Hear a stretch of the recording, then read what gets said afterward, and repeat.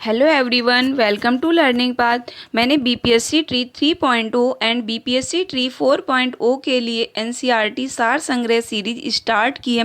NCERT सार संग्रह book सभी एनसीईआरटी बुक्स का कॉम्बिनेशन है।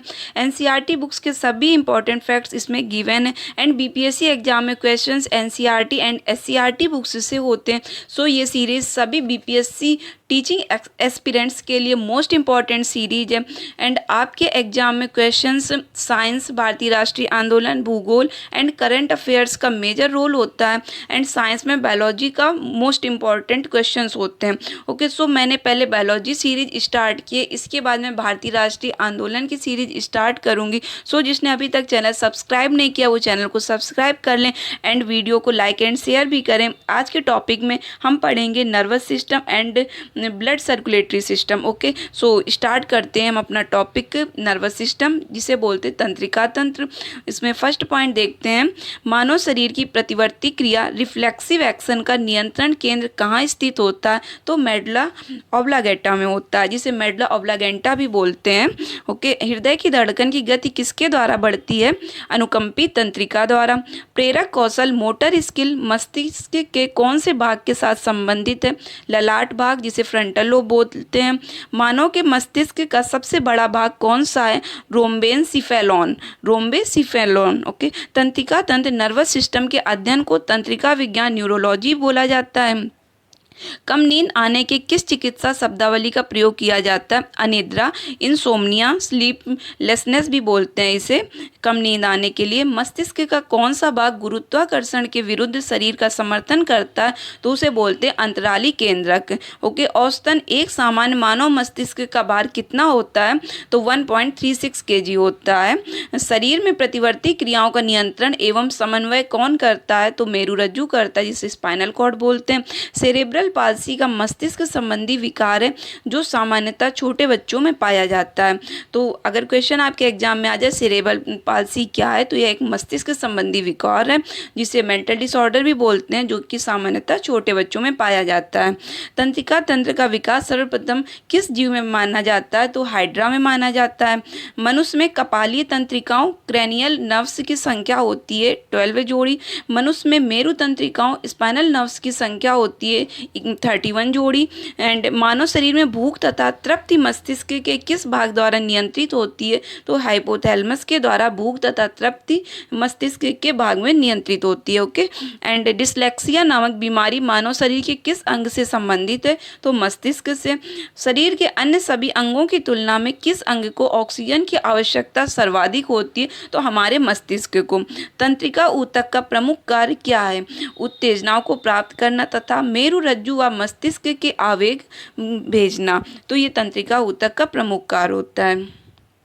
आगे देखते हैं हम, भोजन ग्रहण के पश्चात आहार नाल की तरंग गति और इसकी दीवार की ग्रंथियों के श्रावण का उत्तेजन किस तंत्र द्वारा होता है? तो परानुकंपी तंत्र द्वारा होता है। कौन से तंत्र हमारे शरीर में समन्वयन का कार्य करते हैं? तो वो तंत्र होते हैं तंत्रिका एवं अंतःस्रावी तंत्र, जिसे एंडोक्राइन सिस्टम बोलते हैं। जो मनुष्य यह नहीं समझ पाता कि कब उसे भोजन करना है, रोक देना चाहिए, वह किस रोग से पीड़ित है, तो उसे बुलिमिया बोलते हैं। तो मतलब वो खाता ही जाता है, हर समय भूख ही लगती है उस व्यक्ति को। तो ये बच्चों में भी होता है, तो इसे बुलिमिया बोलते हैं। इसे आप बुल से याद रख सकते हैं। ओके, बुल से बुलिमिया।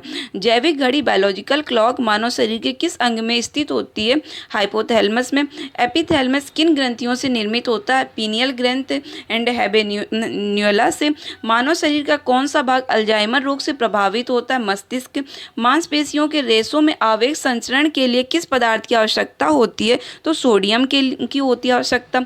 मनुष्य का मस्तिष्क कितने भागों में विभाजित होता है? 3 भागों में विभाजित होता है मनुष्य का मस्तिष्क, cerebrum, cerebellum and brain stem.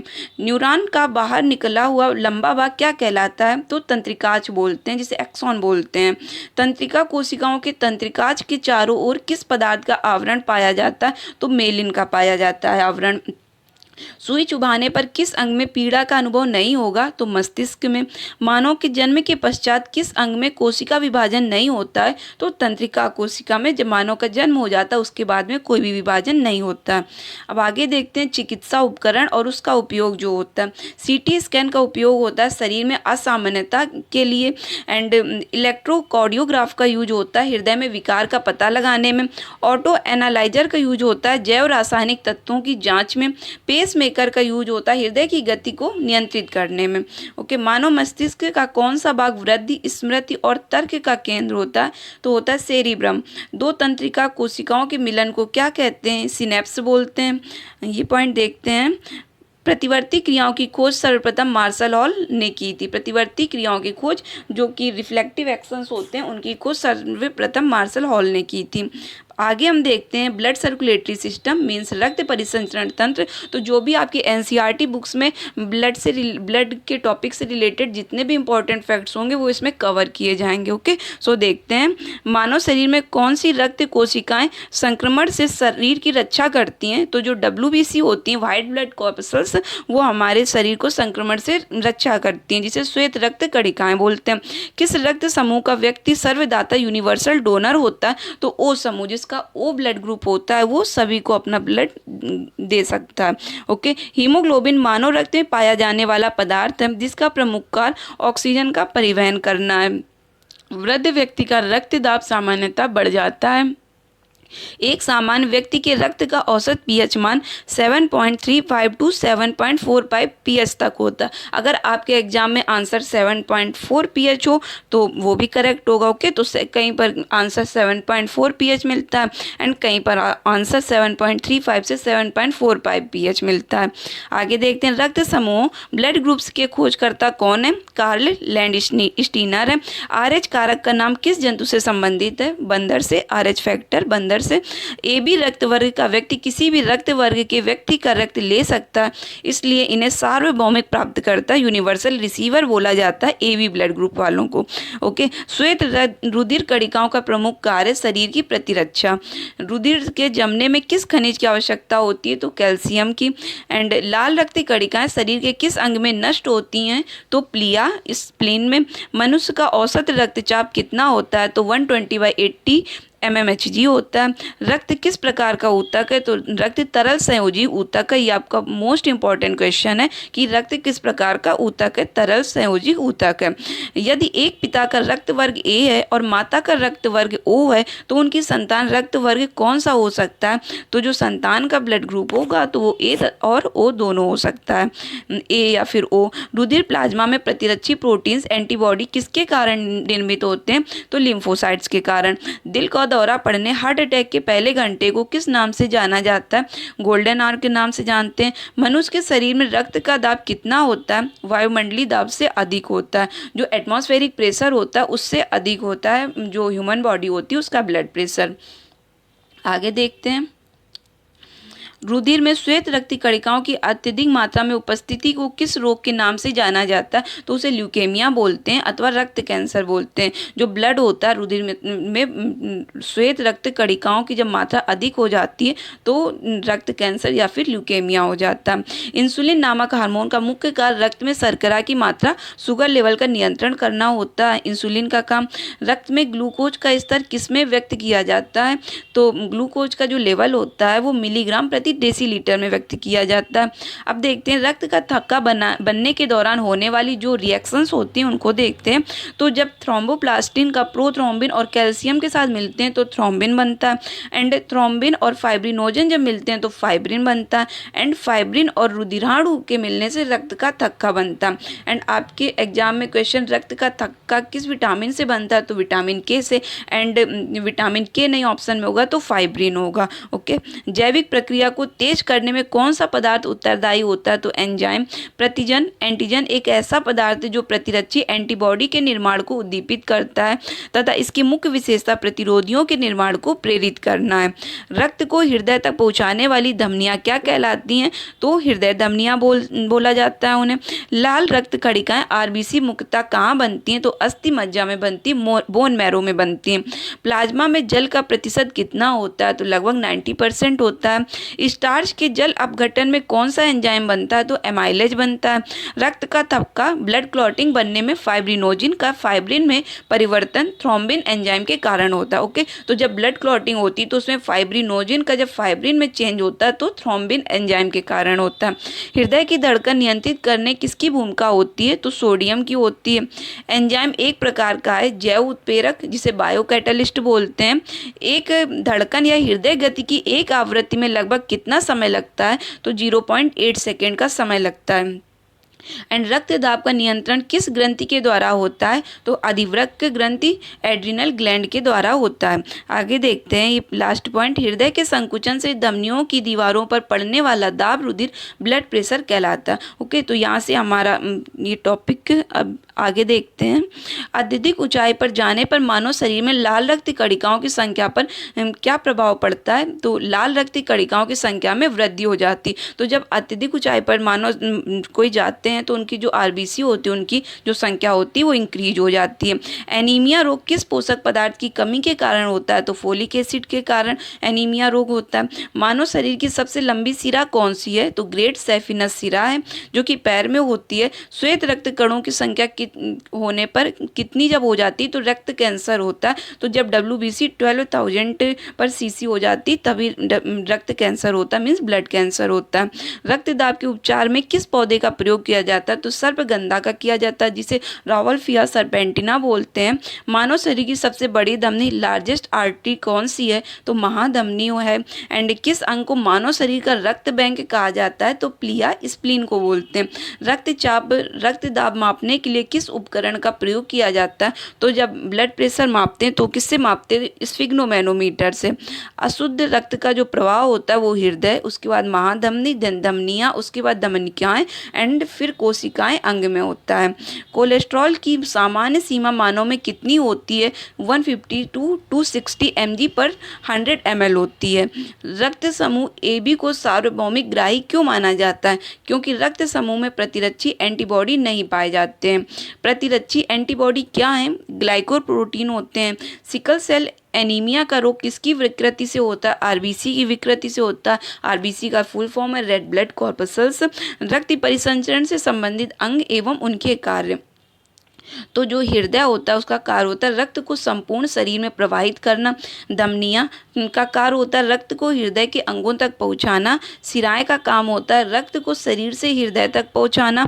And कोशिकाओं का काम होता है धमनी तथा सिरा के रक्त का सम्मिलन। ओके, तो आप ये तो याद रहेगा कि हृदय का काम होता है रक्त को संपूर्ण शरीर में प्रवाहित करना। धमनियों का काम होता है रक्त को हृदय के अंगों तक पहुँचाना और सिराएं को रक्त को शरीर से हृदय तक पहुँचाना। तो सिराएं से शरीर याद कर लीजिएगा तो याद रहेगा कि सिराएं जो होती हैं उनका काम होता है रक्त को शरीर से हृदय तक पहुंचाना। तो जो धमनियों का काम होता है वो रक्त को हृदय के अंगों तक पहुंचाना होता है। एंड कोशिकाओं का काम धमनी तथा सिरा के रक्त का सम्मिलन करना होता है। एंड अब देखते हैं रिसेरपिन नामक औषधि का प्रयोग किस लिए किया जाता है? उच्च रक्तदाब को कम करने के लिए किया जाता है। आगे कौन सी कोशिका प्रतिरक्षी एंटीबॉडी का उत्पादन करती है? लिम्फोसाइट। एंड आगे देखते हैं धमनियाँ हृदय से ऑक्सीजन युक्त रुधिर ऑक्सीजनेटेड ब्लड को शरीर के विभिन्न अंगों में ले जाती है। तो जो धमनियाँ होती हैं वो हृदय से ऑक्सीजन युक्त जो रुधिर होता है, जो ऑक्सीजनेटेड ब्लड होता है, उसको शरीर के विभिन्न अंगों में ले जाती हैं। आगे हम देखते हैं रक्त में उपस्थित प्रमुख पदार्थ। तो जो रक्त प्लाज्मा होता है वो हल्के पीले रंग का तरल पदार्थ होता है। एल्ब्यूमिन जो होता है वो ऑस्मोटिक दाब स्थापित करता है। एंड ग्लोब्यूलिन संक्रामक रोगों से रक्षा करता है। एंड फाइब्रिनोजन रक्त का स्तंकन करता है। कणिका विहीन रक्त का तरल भाग क्या कहलाता है? प्लाज्मा कहलाता है। यदि दोनों जनकों पेरेंट्स का रुधिर वर्ग AB हो तो उनके बच्चों का संभावित रुधिर वर्ग क्या होगा? तो A होगा, B होगा और AB होगा। अभी हम आगे जब चार्ट देखेंगे ब्लड ग्रुप का तो उसमें भी आपको और क्लियर हो जाएगा। हमेशा याद रखना कि जहाँ पर ब्लड ग्रुप AB की बात की जाए तो वहाँ पर कभी भी बच्चे का ब्लड ग्रुप O नहीं होता। ओके, अगर पेरेंट्स का ब्लड ग्रुप AB की बात की जाए। स्वस्थ मनुष्य के रक्त में प्लेटलेट्स की संख्या सामान्यतः कितनी होनी चाहिए? तो 1,50,000 से 4,50,000 होनी चाहिए। आगे देखते हैं, एक वयस्क मनुष्य के रक्त में प्रति 100 ml में हीमोग्लोबिन की मात्रा कितनी होती है? तो 14.5 ग्राम होती है।